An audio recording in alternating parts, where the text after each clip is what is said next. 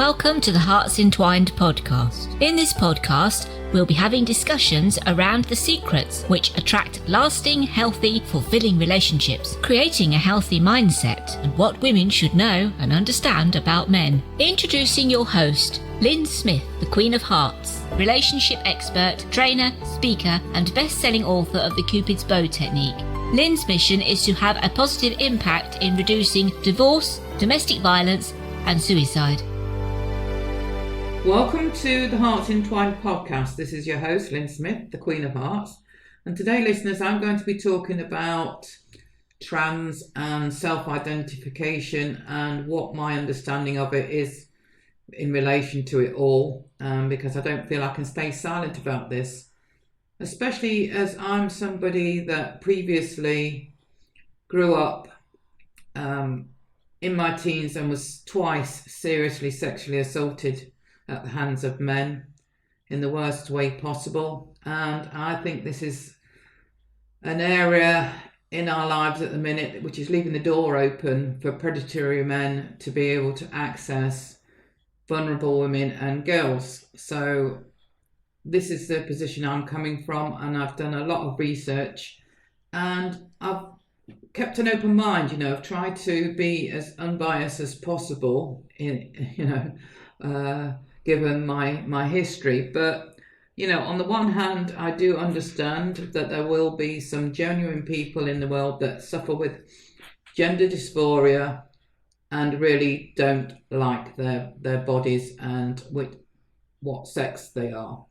Now, why is that? Why don't they like their bodies and what sex they are? There could be many root causes to gender dysphoria, and the solution isn't always to transition somebody into identifying or looking like the opposite sex. There is proof and research to show that a lot of people that were previously diagnosed with gender dysphoria have history of trauma, especially in childhood, sexual abuse, physical abuse, neglect, and other things that have caused them confusion and discomfort, such as confusion and discomfort. I think everybody goes through that when they go through puberty.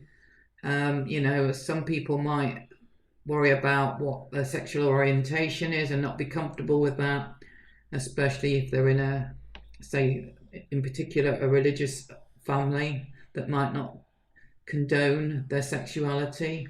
And also, if you're somebody that is, I suppose, on the neurodivergent spectrum, may have a lot of confusion around who they are, what they are, where they belong, especially if they're not felt like they fitted in within their peer group. So there's lots of reasons why people and children, I suppose in particular, might suffer from gender dysphoria, especially through their vulnerable years of adolescence and puberty. I can remember I was a bit of a tomboy when I was growing up, but that didn't mean I was going to grow up to be gay or a butch gay lesbian, for example. I just grew up to be a normal heterosexual woman.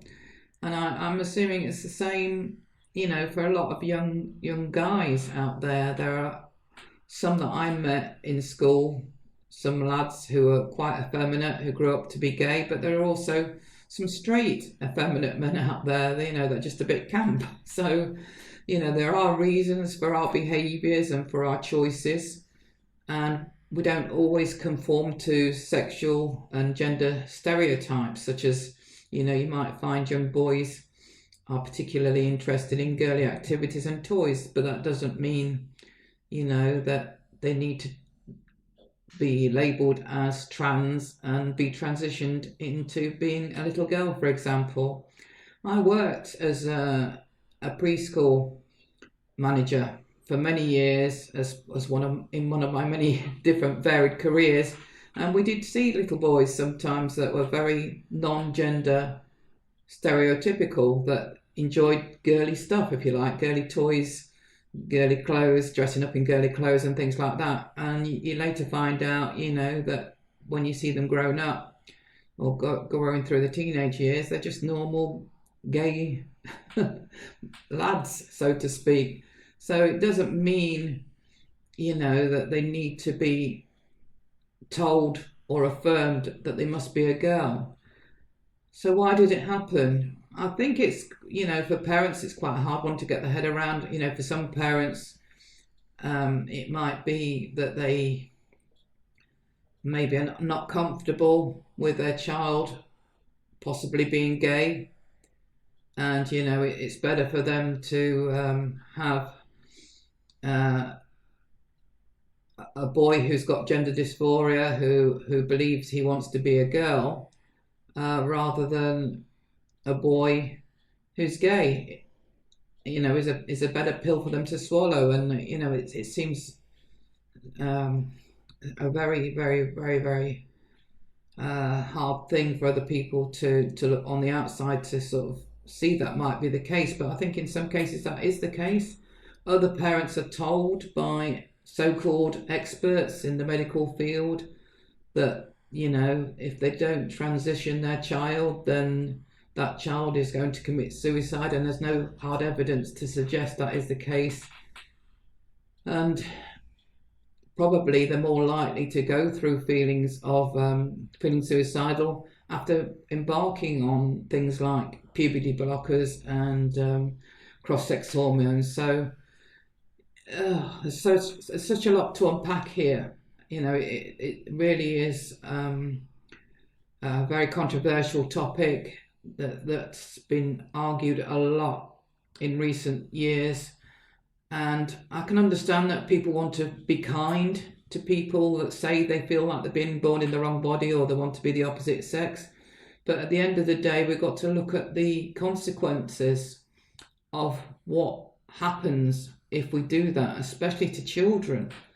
If we're going to be transitioning children and suppressing and giving them puberty blockers, what is the long-term damage of that to start with? And usually once they've started that path, the next thing is to have cross-sex hormones. And a lot of these things are irreversible because then, what comes after that?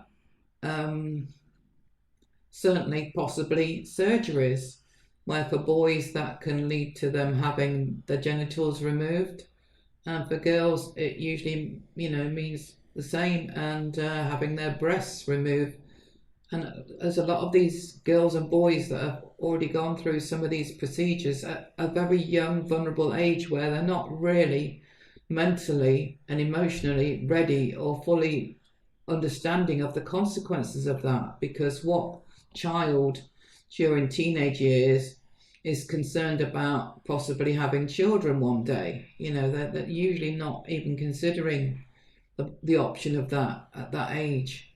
And these surgeries and these medical interventions sterilize these children, and it's horrific. I feel, I really feel it is horrific that children have been and probably still are being mutilated, having healthy body parts cut off in the name of this transitioning of our kids, when quite possibly there are underlying other reasons why they might be suffering from gender dysphoria. And I'm not saying that none of them are genuinely going to want to, once they're adults and are of an age where they can make more informed decisions and get what I consider to be proper healthcare in terms of really exploring mentally and emotionally why they feel the way they feel, getting to the root cause of the dysphoria rather than just thinking, oh, there is a solution and the only solution is I need to transition.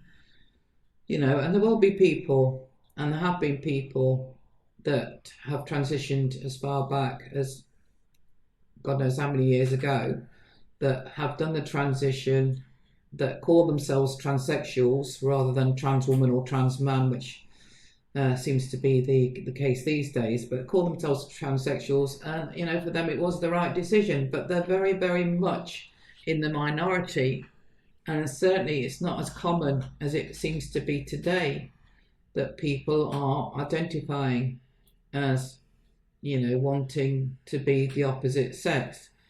Now, in my research on this, the brief history that I found about trans was that in the early 1900s, there were old academics were trying to find a way for feminine gay men, I should say, to exist in a world where gay was illegal and usually socially unacceptable. And so, this is how it all started. And unfortunately, within that, there was a group of men who I feel are now probably the most dominant percentage of people who identify as trans, who are autogenophiles or autogenophiles, I don't know how you pronounce it. And those autogenophiles are men who have a sexual fetish around wanting to see themselves as a woman. So they also jumped on this bandwagon, if you like, of self-identifying as trans. And this is where it gets very dangerous, because if anybody or any male can identify as being female, regardless of whether they've had any medical interventions or not, then you're just opening the floodgates for predatory men to abuse that loophole and gain access to women's safe spaces, such as refuges, such as breastfeeding, women-only meetings, and certainly, within areas where we need our privacy, such as changing rooms, locker rooms, in gyms and sports clubs and the like.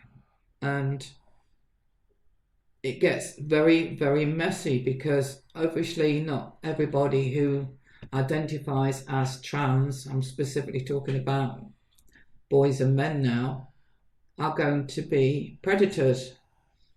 But women don't know who the predators are. Predators don't have a sign on their heads.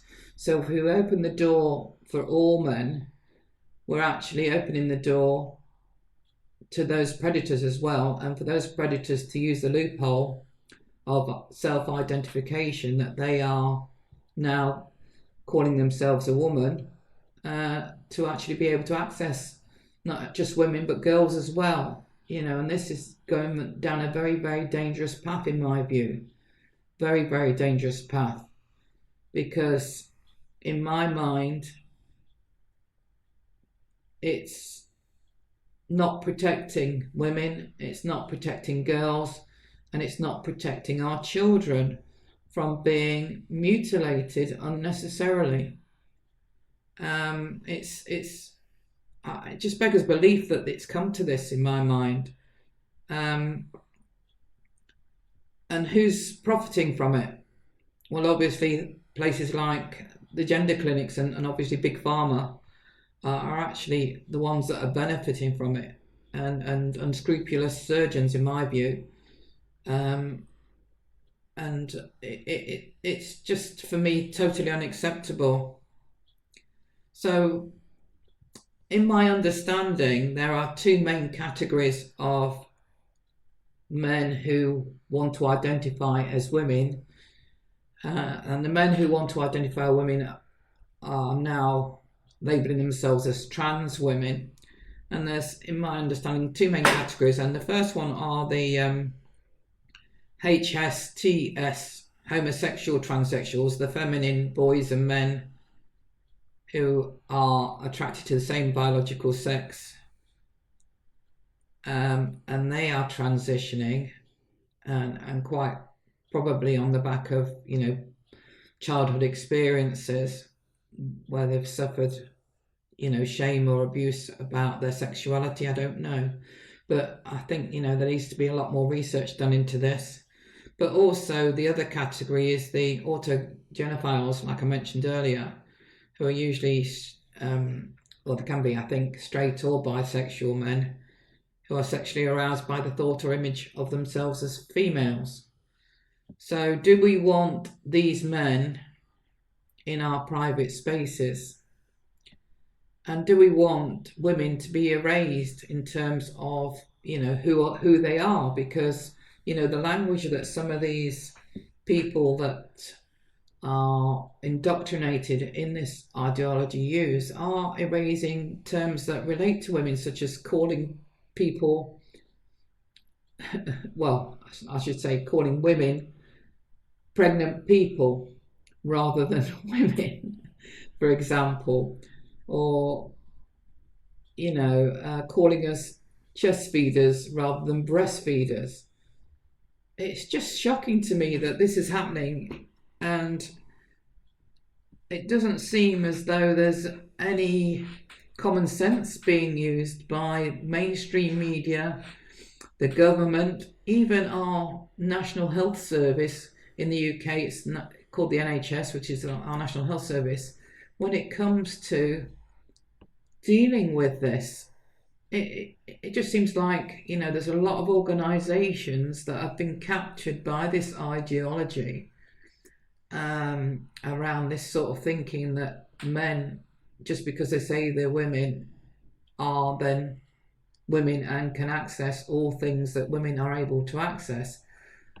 And nobody, well, I'm not saying nobody, there's been quite a few people now standing up and speaking out about it.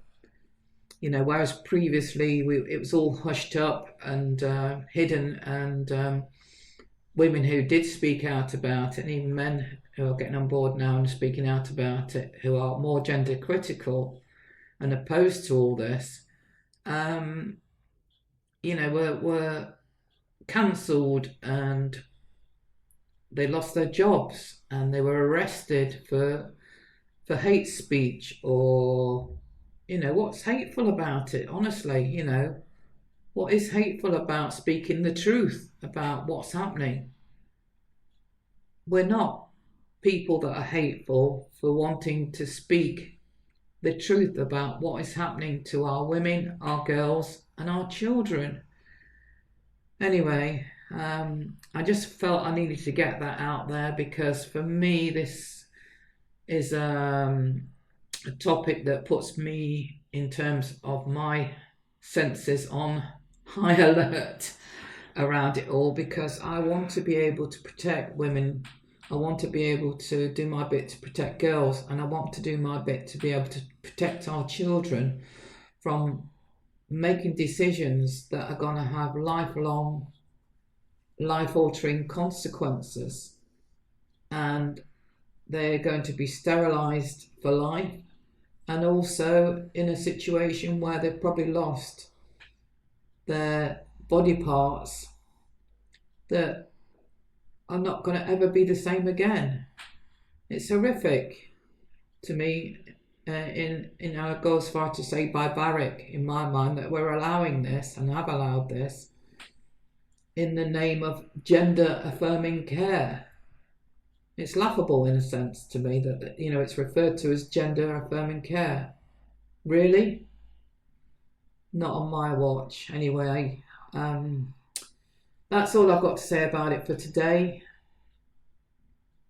and I'll see you in the next episode. So remember that true love starts with opening our hearts, and until next time, goodbye for now. Thanks for listening to the Hearts Entwined podcast. You can follow Lyn via the Facebook group Two Hearts Entwined, or search Lyn Smith, inspirational speaker, at LinkedIn, or email lyn@hearts-entwined.com. That's LYN@hearts-entwined.com. Remember, true love starts with opening our hearts.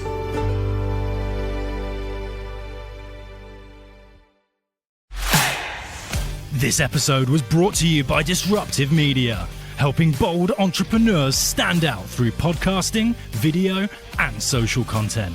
Visit disruptivemedia.co.uk to learn more.